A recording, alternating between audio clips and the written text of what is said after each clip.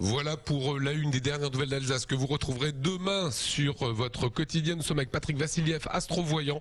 Vous officiez notamment sur Radio Dreieckland, Absolument. radio alsacienne. Alors ce qui nous intéresse, c'est de savoir si cette année 2011 sera plutôt bonne pour l'ensemble des signes astrologiques. On commence de suite avec la bête à cornes, le bélier. La tendance du bélier cette année pour des projets d'investissement ou autres sera plutôt positif. Le taureau. Alors le taureau, donc il y a deux astres, il y a Pluton ou Jupiter qui pourront faire valoir quelques contretemps au taureau. En tout cas, il risque de les rendre plutôt optimistes en général.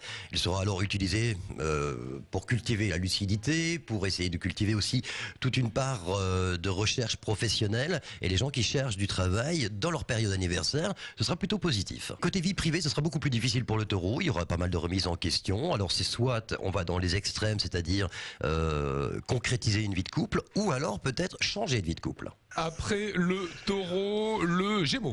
Alors Gémeaux pour 2011, alors les natifs du signe, ça sera une année de combat. Ils voudront essayer de remettre beaucoup de choses en place, ils aimeraient vaquer parfois et prendre un peu de bon temps dans leurs occupations, mais manque de peau, le temps presse. Ils vont essayer de rattraper le temps perdu, même si parfois ça paraît difficile. Je donnerai un conseil aux Gémeaux, évitez toute signature de contrat d'engagement financier jusqu'en septembre. Prenez des risques en disant ça. Mais bien sûr, oui. Allez Patrick, on va passer au cancer. Alors les cancers cette année, ça sera beaucoup plus facile à vivre que l'année dernière, parce que les cancers ont un peu morflé, comme on dit. Côté amoureux, donc ça se passera plutôt bien. Professionnel et financier, ce sera une petite période dite en péril jusqu'à la période anniversaire. Et ensuite, les choses s'arrangent progressivement. Vient après le lion, période de juillet-août. Et là, il y a un courant de renouveau. La priorité de l'année sera donc sur l'audace. Ils vont prendre des risques, alors également matériels, ou voire même professionnels, une volonté de changement. C'est un petit peu la tendance des lions. C'est une année, on appelle ça une année cocktail planétaire. Allez, on va arriver sur signe de terre qui est la Vierge. Plaisir, joie de vivre, amour, tendresse, quoi dire de plus. Neptune, dans le secteur de l'argent, du thème des Vierges, va déployer toute sa puissance. Il pourra vous permettre d'améliorer très sensiblement vos revenus. Votre bas de laine va déborder, tant mieux. Super année pour les Vierges. Ah, c'est pas mal. La Balance. Vous n'aurez guère besoin de conseils pour vous en sortir. Reste que Saturne continuera à vous contrarier quelque peu, c'est-à-dire beaucoup de temps, beaucoup de projets en retard. C'est le signe le plus moyen du zodiaque. La Balance. La Balance. Cette année. Cette année, oui.